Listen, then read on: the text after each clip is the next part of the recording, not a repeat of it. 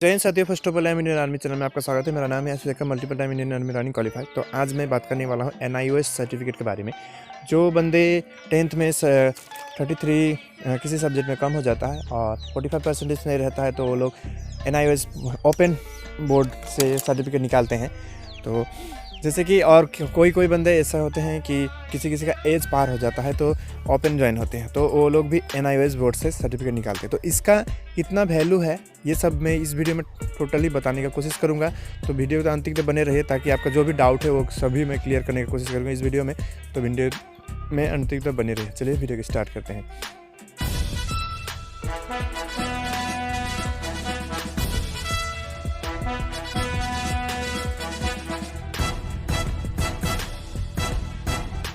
Basically हम लोग NIOS certificate कब निकालते हैं? जब हम लोग का किसी भी सब्जेक्ट में 10th में अगर हम लोग स्टेट बोर्ड से या सेंट्रल बोर्ड से कभी भी एग्ज़ाम देते हैं तो 10th में हम लोग का कम रहता है तो हम लोग NIOS बोर्ड ज्वाइन करते हैं जो ओपन बोर्ड कहलाता है।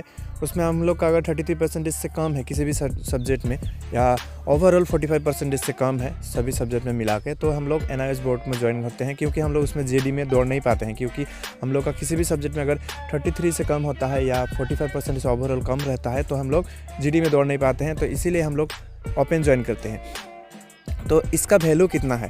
हम लोग जैसे कि इसका हम लोग 10 पास का सर्टिफिकेट निकालते हैं, तो इसका जो 10 पास का सर्टिफिकेट निकालते हैं तो हम लोग इसमें जो एडमिशन होते हैं तो हम लोग को इसमें एडमिट कार्ड मिलता है, सर्टिफिकेट मिलता है और रिजल्ट मिलता है, मार्कशीट जिसको कहते हैं। तो हम लोग जब 10 का सर्टिफिकेट स्कूल का जो स्टेट बोर्ड से हम लोग लिखे रहते हैं, जो 1 से लेकर 10 तक पढ़ते हैं, तो 10 का जो सर्टिफिकेट में कम रहता है तो हम लोग को जब इंडियन आर्मी के लिए अप्लाई करते हैं तो हम लोगों को NIOS बोर्ड का ही सर्टिफिकेट दिखाना है, ना कि हम लोग को स्टेट बोर्ड का सर्टिफिकेट दिखाना है। स्टेट बोर्ड का किसी भी सब्जेक्ट सर्टिफिकेट को जब इंडियन आर्मी में अप्लाई करते हैं तो हम लोग को दिखाना नहीं है, क्योंकि हम लोग NIOS बोर्ड से निकाले हैं। तो हम लोग को NIOS बोर्ड का जितना भी डॉक्यूमेंट्स है, जैसे कि वहाँ से सर्टिफिकेट मिलता है, आपको एडमिट कार्ड मिलता है, एडमिट कार्ड में आपका डेट ऑफ बर्थ मेंशन रहता है, तो आप लोग को एक्स्ट्रा से डेट ऑफ बर्थ सर्टिफिकेट बनवाने की ज़रूरत नहीं है। अगर आपका डेट ऑफ बर्थ सर्टिफिकेट है तो अगर आपका जो रियल वाला है आपका, उसमें जब हम NIOS का सर्टिफिकेट निकालते हैं तो कोई दो कारण से निकालते हैं। एक तो हम लोग का सर्टिफिकेट में जो 10 का सर्टिफिकेट में नंबर कम रहता है, या तो हम लोग का एज पार हो जाता है। अगर हम लोग का एज पार हो गया है तो हम लोग क्या करते हैं, ओपन ज्वाइन होते हैं और हम लोग कम एज वाला डॉक्यूमेंट्स बनाते हैं। तो इसमें हम लोग का जो पहले का जो डेट ऑफ बर्थ सर्टिफिकेट रहता है और NIOS का जब हम लोग बाद में निकालते हैं, इससे हम लोग का डेट ऑफ बर्थ मैच नहीं करता है। तो हम लोग अभी डेट ऑफ बर्थ सर्टिफिकेट को अगर आपके पास नहीं है तो भी चलता है, क्योंकि हम लोग NIOS का सर्टिफिकेट निकाले हैं, उसमें आपका एक एडमिट कार्ड रहता है। एडमिट कार्ड में आपका डेट ऑफ बर्थ मेंशन किया रहता है, तो आप डेट ऑफ बर्थ का प्रूफ के हिसाब से आप उस एडमिट कार्ड को भी यूज़ कर सकते हैं। इसलिए आपको डेट ऑफ बर्थ सर्टिफिकेट को दिखाने का ज़रूरत नहीं है। इसलिए हम लोग 10 पास का सर्टिफिकेट निकालते हैं NIOS बोर्ड से, तो इससे आपको 10 का पास का सर्टिफिकेट भी हो जाता है। एडमिट कार्ड आपको डेट ऑफ बर्थ मतलब एज प्रूफ के लिए भी आप यूज़ कर सकते हैं और 10 पास का आपका डॉक्यूमेंट्स भी है। उसके बाद NIOS सर्टिफिकेट का वैल्यू, इसमें ये मतलब सेंट्रल सर्टिफिकेट है, इससे आपका जो वैल्यू रहता है, इससे आप 10 पास कर सकते हैं, इससे आप NIOS से 12 पास कर सकते हैं। उसके बाद आप ओपन इग्नू जो बोलते हैं उसमें आप ज्वाइन हो सकते हैं, ग्रेजुएशन कर सकते हैं। इसका वैल्यू जैसा आपका स्टेट बोर्ड का वैल्यू रहता है, जो आप स्टेट बोर्ड से, जैसे कि वेस्ट बंगाल होने से वेस्ट बंगाल, बिहार बोर्ड होने से बिहार बोर्ड, उसके बाद जितना भी वेस्ट बंगाल में जितना भी स्टेट बोर्ड है या सेंट्रल बोर्ड है, ICSE बोर्ड, CBSE बोर्ड, ये सब का जितना वैल्यू है NIOS बोर्ड का भी सेम वैल्यू है। डिफरेंट इतना है कि ये ओपन है और वो रेगुलर है। इसमें आप कोई एज का कोई क्राइटेरिया नहीं रहता है, ये जिससे भी एज का मतलब कैंडिडेट इसमें एडमिशन हो सकते हैं और इससे सर्टिफिकेट बनवा सकते हैं। तो ये NIOS बोर्ड का वैल्यू इतना है कि आप इससे सर्टिफिकेट निकाल के आप बाद में ग्रेजुएशन कंप्लीट करके भी आप जैसे सिविल सर्विस में भी अप्लाई कर सकते हैं, NDA में अप्लाई कर सकते हैं, किसी भी गवर्नमेंट जॉब में आप अप्लाई कर सकते हैं। इसमें कोई मतलब भेदभाव नहीं होता है। जैसा कि आप स्टेट बोर्ड से निकालते हैं वैसा इसका भी सेम वैल्यू रहता है, इसका में वैल्यू का कोई इशू नहीं रहता है। उसके बाद हम लोग NIOS 10 पास का लिविंग सर्टिफिकेट, जो लिविंग सर्टिफिकेट क्यों मांगा जाता है, जैसे कि आप अगर 10 पास का स्टेट बोर्ड का सर्टिफिकेट निकालते हैं। तो स्टेट बोर्ड में हम लोग जब MP लिखते हैं, MP में हमको सर्टिफिकेट मिलता है, एडमिट कार्ड मिलता है और हम लोग को रिज़ल्ट मिलता है ना। तो हम लोग जब इंडियन आर्मी में जाते हैं, जब डॉक्यूमेंट्स वेरिफिकेशन होता है, तभी कोई बंदे मुझे पूछ रहे थे कि 10 पास किए हैं, हम लोग को NIOS का लिविंग सर्टिफिकेट चाहिए। लिविंग सर्टिफिकेट नहीं चाहिए। अगर आप 8 पास से निकालते हैं तभी आपको लिविंग सर्टिफिकेट दिखाया जाता है, मतलब चेक किया जाता है। लेकिन आप अगर 10 पास किए हैं तो आपको लिविंग सर्टिफिकेट नहीं दिखाया जाता, क्यों? लिविंग का मतलब ही होता है स्कूल को छोड़ना। तो हम लोग 8 पास से दौड़ते हैं तो हम लोग को लिविंग सर्टिफिकेट को मांगते हैं, लेकिन 10 पास के लिए नहीं मांगते। लेकिन जब हम लोग डॉक्यूमेंट्स वेरिफिकेशन जो नोटिफिकेशन रहता है, वहाँ पर एजुकेशन क्वालिफिकेशन जो एजुकेशन सर्टिफिकेट बोला गया है, जैसे कि हम लोग 3 नंबर पॉइंट में देख रहे हैं, candidate with matric certificate from open school should bring school leaving certificate countersign on BEO और DEO, मतलब काउंटर सिग्नेचर करने के लिए बोला गया है।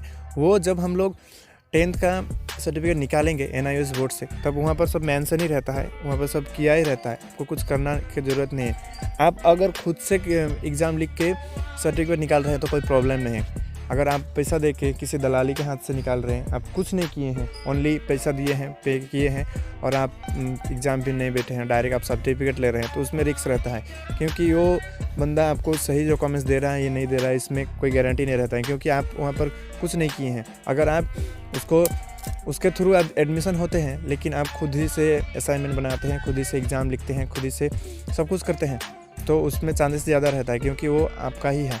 लेकिन आप अगर पैसा दे के निकालते हैं, इसमें रिस्क ज़्यादा रहता है, क्योंकि आप कुछ नहीं किए हैं। जब आपको पूछा जाएगा तो आप ठीक से बता नहीं पाएंगे, तो आपको इंडियन आर्मी सब पकड़ लेंगे, तो आपको निकाल देंगे, क्योंकि ये फर्जीवाड़ा किया है बोल के।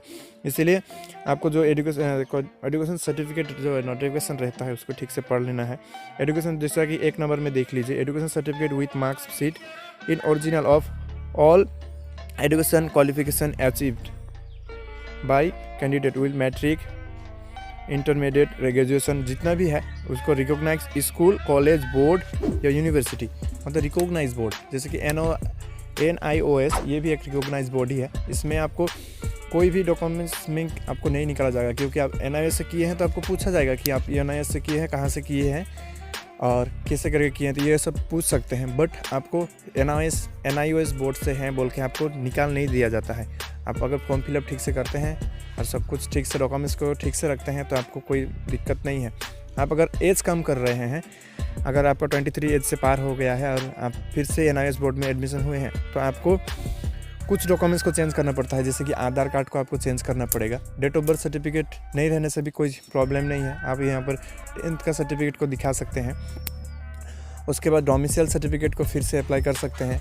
कास्ट सर्टिफिकेट को चेंज करने का ज़रूरत नहीं है, क्योंकि वहाँ पर आपका कहीं पर भी डेट ऑफ बर्थ सर्टिफिकेट का मेंशन नहीं रहता है। डेट ऑफ बर्थ आपका कहाँ, जिस डॉक्यूमेंट्स में आपका डेट ऑफ बर्थ का मेंशन नहीं है, वो सर्टिफिकेट को आप इजीली यूज़ कर सकते हैं, कोई प्रॉब्लम नहीं होगा। बट आपका वो ओरिजिनल होना चाहिए और प्रूफ, मतलब डुप्लीकेट होना नहीं चाहिए। ओरिजिनल होने से कोई दिक्कत नहीं है। जैसे कि आपको इंडियन आर्मी में वोट कार्ड का दिखाने का ज़रूरत नहीं होता है, आप वोट कार्ड को मत दिखाइए, नहीं तो आपको वोट कार्ड को भी चेंज करना पड़ेगा। अगर वोट कार्ड को आप शो करते हैं, आधार कार्ड को तो शो करना ही पड़ता है, इसीलिए आपको आधार कार्ड को चेंज करना पड़ेगा।